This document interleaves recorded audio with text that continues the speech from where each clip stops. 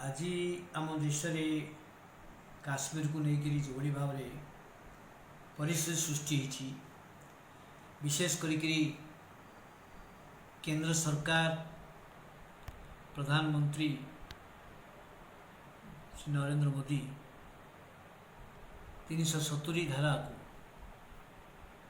उच्छेद करी काश्मीर एक भयावह परिस्थिति सृष्टि कर काश्मीर लोकंर 80 लाख काश्मीरवासी मौलिक अधिकार को छिन्न करा जायछि। समग्र काश्मीर वैली उपत्यका एक बंदीशाला परिणत होइछि एवं विभिन्न गणमाध्यम जरिया कॉर्पोरेट एवं सरकारी गणमाध्यम जरिया बारंबार मिछ कथा कहुच्छी सब प्रकार शांति चली अशांत लोकों अधिकार पर आक्रमण होइछि एवं आज देशर विभिन्न स्थान में मिथ्या प्रचार द्वारा लोकों भितर एक भ्रांत सृष्टि करा जायछि जे 370 धारा हटै देकरी देश सहित देशर उपकार करा जायछि। एटा भूल कथा एवं गणतांत्रिक भाव में संविधान अनुजाई काम न करिबा ये सबुठ बड़ देश पर विपद देशर गणतंत्र विपद। काश्मीर सत्यता को जानवा दरकार। अगस्ट 15 तारीख स्वाधीन है भारत 14 तारीख ता पूर्व दिन स्वाधीन है पाकिस्तान। देश विभाजन हो गला विभाजन हवा बेले महाराजा राजा जो मान थिले सेमानंकर स्वाधीन होते भारत वर्ष रजा मान मिशिबाई सरदार पटेल नेतृत्व में रजा मान मिश्रण हेले किंतु काश्मीर राजा थिले हिंदू राजा हरि सिंह थिले। मुसलमान बहुल अंचल काश्मीर मुसलमान बहुल अंचल किंतु राजा थिले हिंदू किंतु काश्मीर राजा हरि सिंह चाहिए स्पष्ट भाव काश्मीर मिशिबाई भारत मिशिबाई कही पारि किंतु कहले नहीं। पाकिस्तान भारत तो दूरे रहा चाहिए एक स्वाधीन राष्ट्र भाव में स्वाधीन देश भाव में रहा चाहिए जो द्वारा कि भारत स्वीकार कर कि जितेबले पाकिस्तान आड़ काश्मीर आक्रमण है सेतबले हरि सिंह आसिले भारत को प्रधानमंत्री नेहरू पाख एवं चुक्ति है सरदार पटेल नेहरू उभय मिसिकी जो कोली भाव में हरि सिंह सहित जो चुक्ति कले से चुक्ति रहिला जे काश्मीर भारत में मिसिब किंतु स्वाभाविक परिस्थिति आसला परे से गणभोट लोके जहाँ चाहिए मिश्रण जब ग्रहण कले ताल मिसिबे नचेत से जो निष्पत्ति ने ताकू भारत ग्रहण कर सुदिन पर्यंत भारतर शासन केवल तीनोटी गोटे हूँ प्रतिरक्षा गोटे हूँ वैदेशिक आ गोटे हूँ संचार कम्युनिकेशन ये तीनोटी दायित्व केंद्र सरकार आउ समस्त अधिकार काश्मीर सरकार पाखे काश्मीरवासी पाखे काश्मीर सरकार काश्मीर में अलग संविधान हो काश्मीर असेंबली और काश्मीर कन्स्टिट्यूशन असेंबली निष्पत्ति कर संविधान को ये भाव में जो चुक्ति है किंतु पाकिस्तान सहित युद्ध है युद्ध पर आम पाकिस्तान को किसी जगह सफलता मिलला पाकिस्तान हटै दिगला तथापि पाकिस्तान पाखरे किसी अंश रहा तार कंट्रोल रे जोटा कि आम कहूँ पाक अकोपाइड पाकिस्तान से आजाद पाकिस्तान जदि नेहरू चाही न था जे काश्मीर भारत रहू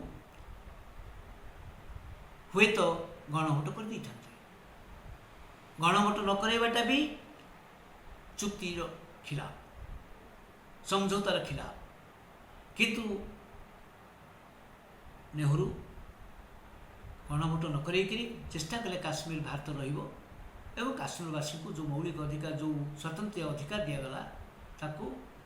स्थायित्व भाव रखापी ग्रहण कराला से दृष्टि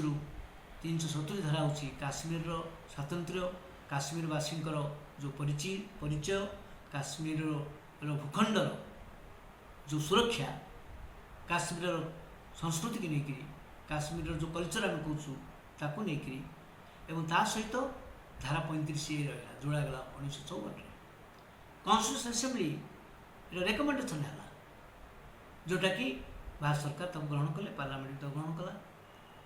35 ये कौन 35 हूँ काश्मीर जो भूखंड, काश्मीर जो प्राकृतिक संपद, प्राकृतिक सौंदर्य ता काश्मीर भितर बाहर लोक रही पारे। यहाँ नुआ कथा नुह, हरि सिंह राजा थिला बेले, हिंदू राजा थिला बेले जाम्मूर हिंदू माने, काश्मीर थिबा पंडित माने बारंबार दाबी करचंती, आईन भी करचंती एवं रजांक द्वारा निर्देश होईची शासन रे जे बाहर लोक सेतबेले 1922 मसीह एक ग्रहण कर दिया जायछि। 1910 रे कथा उठिला, 1922 रे राजा हरि सिंह जेतबेले 1925 रे दायित्व नेले ताको संपूर्ण भाव में कार्यकारी करेले जे बाहर व्यक्ति सेठी कौनसी संपत्ति करि परिबो नाही, कौनसी जमी करि परिबो नाही। तेणु 35 धारा एक नुआ नथिला, आरंभ आसथिबा जो भली नागरे अछि, जो भली मेघालय अछि कौनसी व्यक्ति सेठी जमी करि परिबोनी बाहर लोक। तेणु एक कथा नुआ नहीं। आज जो मैंने कहते 35 धारा उठेदवा, 370 उठेदवा द्वारा जे यहाँ गोटे बड़ कम है और काश्मीरी भारत सहित पूर्ण मिशीगला, काशी बाहर नाला, यहाँ भूल कथा। आम जाना सत कथा, जो मैंने नेहरू गाली दौरान कौन दौरान, जो मैंने स्वाधीनता आंदोलन में भाग नहीं नथिले, नेहरू स्वाधीनता आंदोलन में सब अधिकार जेल जाइछन, त्याग को केवे इतिहास भूल पारिबो नहीं, तांको समालोचना कर जाय पारे, तांकर नीति किसी भूल थिला, आमे ताको भी समालोचना करछे। किंतु काश्मीर संक्रांत हो, भारतवर्षर सुरक्षा दृष्टि हो, भारतवर्षर संहति दृष्टि हो, भारतवर्षर हिंदू मुसलमान क्रिश्चियन समस्त लेकिन देश गठिबा जोड़ा गांधी चाहूले से दृष्टि नेहरू से काम करते। तेणु आज जो मैंने जो भाव में अच्छी आम मुस्लिम विरुद्ध रे एक हवा सृष्टि करने, एक उन्मादना सृष्टि करने काश्मीर को अस्त्र करा जाइछि, सेटा देश पक्षरे क्षतिकारक और देश प्रति भविष्य में जे काश्मीर जे भारत सहित संपूर्ण भाव रहिबो ये संदेह होइछि। आमे चाहिमा काश्मीर लोक निजर कले, काश्मीर लोकंकर सम्मान देले, काश्मीर लोकंकर अधिकार को सुरक्षित कले, काश्मीर आमर होकर रहिबो संदिन पाए। मु आज दल मत धर्म जाति निर्विशेष जड़े मनीष भाव में आम समस्ते आशा करवा, आम समस्ते भारत सरकार को परामर्श देवा, भारत सरकार पाखे आम कहवा, आम मत देवा जे 370 धारा को असंवैधानिक भाव जो भाव में हटे दिगला, गोटे गोटे प्रदेश को राज्य को भांगी दिगला, भांगीदार अधिकार आम नहीं, पार्लियामेंट भी नहीं, state assembly, state constitution assembly चाहिए भांग, असेंबली रेजुलेशन कर पार्लियामेंट रेजुलेशन कर पार्लियामेंट अधिकार दायित्व, कि से कथा करा जाए लोकंर अधिकार लोक एक राज्य को कहीं दिगला, राज्य पाया लोक दाबी कर, दिल्ली राज्य पाया दाबी कर,